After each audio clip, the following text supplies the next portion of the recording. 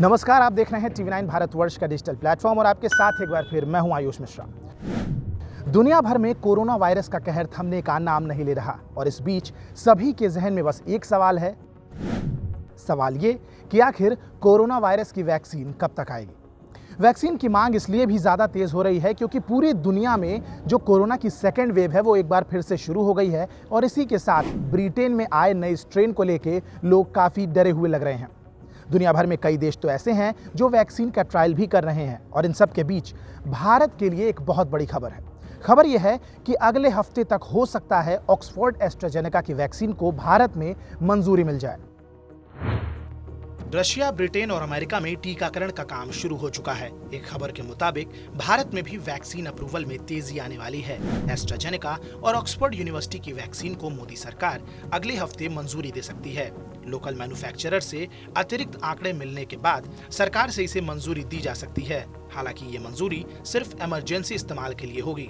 देश में कोरोना के लगातार बढ़ते मामलों को देखते हुए भारत अगले महीने अपने नागरिकों को टीका लगाने का काम शुरू करना चाहता है और इसके लिए फाइजर इंक और बायोटेक की वैक्सीन को इस्तेमाल किया जा सकता है। बता दें कि भारत पहले ही एस्ट्राजेनेका के 5 करोड़ से ज्यादा डोज का निर्माण कर चुका है। इसका इस्तेमाल टीकाकरण में किया जा सकता है।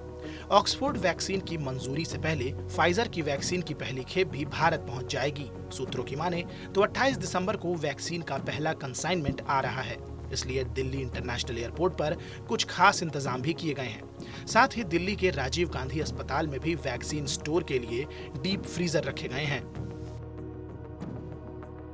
केंद्रीय स्वास्थ्य मंत्री डॉक्टर हर्षवर्धन पहले ही कह चुके हैं कि जनवरी में देश में टीकाकरण का काम शुरू हो जाएगा और उम्मीद है कि फाइजर और ऑक्सफोर्ड की वैक्सीन को इस टीकाकरण में इस्तेमाल किया जा सकता है। करीब 30 करोड़ लोगों को टीकाकरण में शामिल किया जाएगा, जिसमें हमारे स्वास्थ्य कर्मी, कोरोना वॉरियर्स, सेना, पुलिस और 50 साल की उम्र से ज्यादा के लोगों को सबसे पहले इस वैक्सीनेशन के प्रोसेस में प्रायोरिटी दी जाएगी। अब देखना दिलचस्प ये होगा कि भारत में ये वैक्सीन का प्रोसेस कब शुरू होता है और शुरू होता है तो वो किस तरीके से जाता है और किसे पहले तरजीह दी जाती है। फिलहाल इस खबर में इतना ही। बाकी देश और दुनिया की तमाम बड़ी खबरों के लिए सब्सक्राइब कीजिए टीवी 9 भारतवर्ष। नमस्कार। परवाह देश की, सोमवार से शुक्रवार रात 10 बजे टीवी 9 भारतवर्ष पर।